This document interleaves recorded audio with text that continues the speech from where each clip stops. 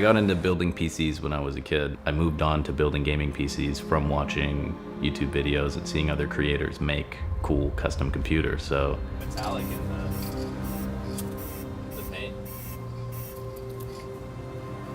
Always liked how their products look, how they're designed. I like the fundamental basics of what their product is.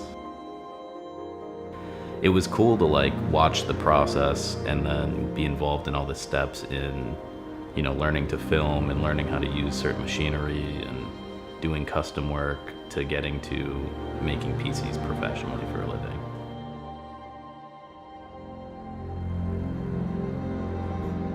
My name is Tristin and I build PCs for the Designs by IFR YouTube channel.